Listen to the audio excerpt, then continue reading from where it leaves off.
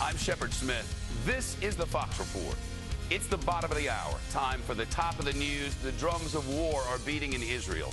The Israelis preparing for what may become a ground invasion in Gaza as fighters on both sides continued exchanging fire today. The situation in this volatile corner of the world growing more fragile by the hour.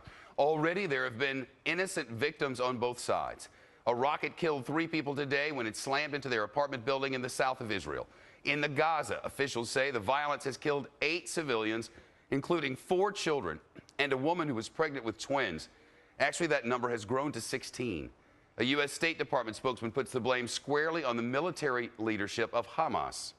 It claims to have the best interests of the Palestinian people at heart, but through its actions, it's showing a far different agenda. He says the responsibility rests with Hamas to stand down and de-escalate this situation.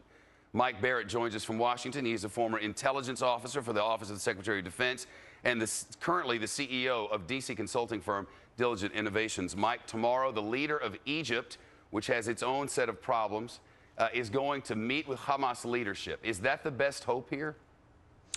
Well, yeah, I mean, Egypt is going to be the major player here.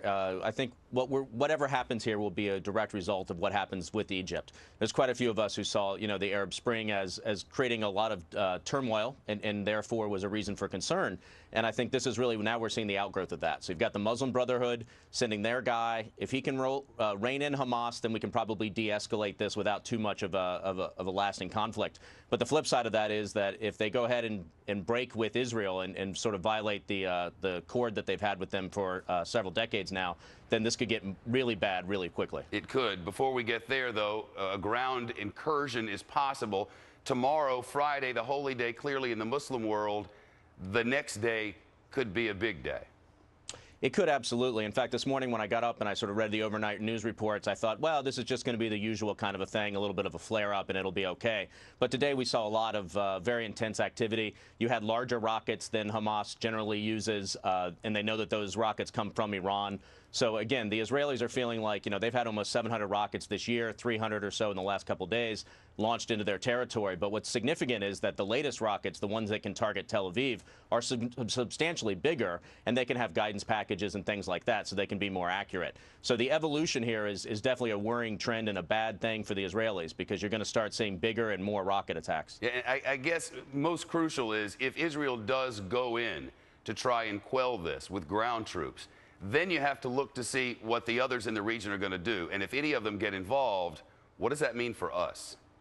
Yeah, that's exactly right. So the Arab League, I believe, is going to have a meeting tomorrow on Friday as well, and we'll have to see what the leadership comes out with there. Obviously, one of the important things to remember for Americans is that people throughout the region really don't differentiate between the U.S. and Israel. They refer to it as a Zionist conspiracy, the great Satan and the little Satan. And so, we really are going to get caught up in this, whether we chose to try to stay on the sidelines or not.